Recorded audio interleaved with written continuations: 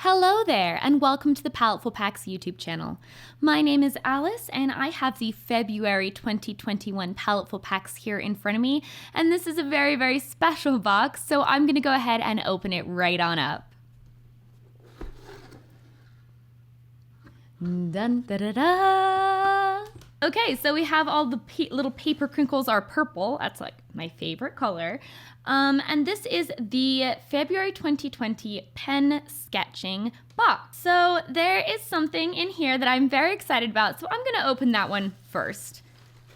You guys, I drew this. I'm so excited. So this is a special edition Paletteful Pack sketchbook featuring art by me. Hello, Alice. I drew some little succulents in pen and then added some watercolor and some drips and some little like pens here and there, art supplies, and I really hope that you guys like this sketchbook and enjoy the artwork. It contains 70-pound recycled paper and it's sewn with library quality binding, and the sale of sketchbooks like this help fund education projects worldwide. So this is just something that is really cool for me to see, really cool for me to be a part of, and I'm really excited to draw in a sketchbook with the art that I drew on it. All right, so moving that aside, the next thing that I see are 3 Tombow Dual brush pens. This is a green tone set of 3. So these have a flexible brush tip and a fine tip on the other end. I have a few of these and they are so fun to work with. You can use the brush tip like a paintbrush to create fine, medium, bold lines, and the fine tip for more consistent, thinner lines. These are great for both artists and crafters, and because the ink is water-based, you can like blend them as well. And then the final thing we have in here is a big thing. And this is a 10 set of Sakura microns in the limited edition black barrel for their 100th anniversary. So these are absolutely gorgeous. It's a full 10 set, so you're gonna get a bunch of different pens to work with. Microns are amazing. They have a great reputation in the art community for a reason. I use them all the time. These are absolutely gorgeous. And they are waterproof, chemical resistant, fade resistant, bleed free, quick drying, and pH neutral. So this set contains the sizes from 0.15 millimeter all the way up to 0.70 millimeter, as well as a plastic nib pen. Okay, so this is everything that you're going to get in the 2021 February Paletteful Packs. You're gonna get 10 microns special limited edition, 3 Tombow brush pens, and a special edition notebook with my art on it. I hope you guys like it. I can't wait to draw on this, since I already drew on it, kind of. All right, so let's make some art, you guys. Okay, so as with all of the supplies, the first thing that I have to do is create a test page. So because I had the Tombows, I did a little bit of not the best lettering at the top, and I wanted to see how all of the pens would work on this specific paper, how they would blend together, how adding in water would look, and just kind of playing around with all of the different supplies to see what works and what doesn't. I also wanted to create a little chart, essentially, using all of the different microns so that I could see all of the different weights and have a visual kind of representation of all of the different line widths. And that was really helpful, especially when I was choosing pens, because I could kind of refer back to it if I needed to. And it just gave me a good idea of how thick the specific microns were. So once I had played around with the test page, I spent some time doing a sketch, and I decided to make an image based on The Secret Garden. I love The Secret Garden. I think it's such a cute like book and movie, and I don't know, I just like thought it would make a really pretty illustration. These micron pens really reminded me of storybook style, like old school illustration, and I thought this would work really well because then I could use the green Tombow pens to add in spot color throughout. And I thought it would be a really just kind of like cute piece. And yeah, so that's what I decided to do. Now, in terms of using the pens, I am not a particularly neat artist. I feel like whenever I try to draw really neat, smooth lines, it's really hard for me and I can get really frustrated. So I decided to take a different approach with this, and I decided to keep things really loose and sketchy. And I did spend quite a bit of time on the sketch, but even the sketch itself, I kept pretty loose. And then when I went over it, I was really kind of sketching with the pens essentially. And that really helped me enjoy it a lot more and not get like frustrated if things weren't perfect, just because it was more of a sketchy look and it worked really well. So if you are the kind of person like maybe you have shaky hands, or maybe you just have a hard time drawing like really neat line art, but you want to use pens, I definitely recommend trying a more sketchy, loose approach. I definitely think that it helped me when working on this. So one way that I took advantage of the line weights of the pens was when I started with the foreground, and I used the thicker line weights for the majority of that. Even for the smaller like details, I would use slightly thicker ones. And then when I went to the background details later on, I used the smaller, like thinner line weight pens. And that allows me to create just a little bit of extra depth with the pens throughout the foreground to the background by adjusting the line weight. So I had heavier lines in the front and lighter lines in the back. I colored in, or shaded the foreground first, and I started by trying a little bit of stippling, but it wasn't the texture that I wanted, and honestly, I don't have the patience to stipple. So I ended up going with a more sketchy, loose look with cross-hatching and just kind of like scribble shading. You can use scribbling to create shading in a similar way as you would use cross-hatching.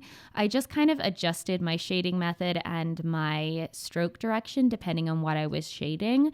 So for this tree, for example, one thing that's really helpful with cross hatching, wow, that was hard, is that you can use the lines to kind of create dimension and 3D, like illustrate the 3D-ness. 3D-ness, I don't think that's a word, but you can kind of see that I'm doing it on this tree. The lines curve around where the trunk is, and it just kind of helps bring that element of three-dimensionality to your piece. You can kind of use them as construction lines. So yeah, there's definitely a lot of different ways to use cross-hatching in your artwork to create various different textures and to suggest more three-dimensionality in your artwork. So I definitely encourage you to play around with all different styles of shading until you find one that really works for you. Maybe you really like stippling, maybe you like cross-hatching, maybe you like the scribble shading like me, or maybe you, like me, you want to combine a lot of the different techniques. I really tried to add a lot of detail to this. This is a little bit out of my comfort zone, but I've really been trying to go out of my comfort zone more, and I really enjoyed it. So I don't know. I tried to add a lot of like detail in the leaves, but really be really loose about it so that I didn't get too caught up with it. And then I started working on the background. Like I said, I used slightly thinner pens for the background, and I just worked my way around, starting with the lines so that I could clearly see what was going on, and creating. And I would use like a thicker pen for the outlines, and then I'll go in with a smaller pen for the shading. Definitely pay attention to the weight of the pen that you're using because it's really helpful. And definitely try to think about the negative space as well. When I worked on this door and was like shading it, I made sure to add varying line weight inside the door planks so that it would look kind of like the door planks weren't perfectly straight and they had some gaps between them. And I did that again at the top and around the edges of the cobblestone border. It's little details like this that will help your piece stand out more and add more contrast and variance. For things that are textured like the tree wood or this door, I will start by drawing in the texture first with a light pen, and then I will go in and add shading on top of that works with the texture. I find that's kind of a good way for me to compartmentalize it. For this one, for the shading on this, you can see I'm doing a little bit different. I'm doing shading just straight down or left and right. It's not cross-hatching. And this way it goes with the direction of the wood grain.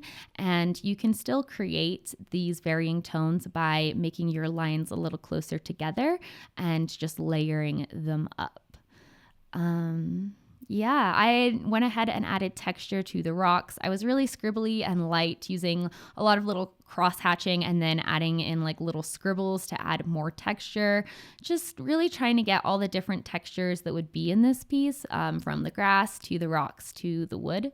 I hid little flowers and like mushrooms in the grass because I was really trying to add all this little fairy tale detail to this little storybook image. At this point, my wrist was starting to hurt, and I was like, man, like this is a lot of grass. So if you're gonna attempt a really detailed piece, just, prep yourself, take breaks. Okay, so this was a lot. This was probably one of the most detailed pieces I've ever made, and I'm really happy with it. Because these pens are waterproof, I was able to just draw everything out before and then add color after, which is super, super nice because I wanted to add spot color in a really loose and flowing way. So that made it easy for me to have the line art and then just kind of throw splashes of color on top where I wanted to define certain areas a little bit more. I wanted these vines coming down over the top of the wall, so I drew those in and added in lots and lots of little leaves.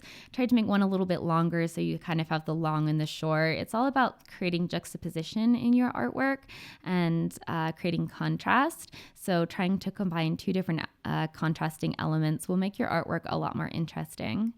I added this little lip of the wall, and then I spent forever drawing bricks. This was maybe more tedious than the grass. I was just drawing a lot of bricks, and then when I was done drawing the bricks, I had to shade the bricks.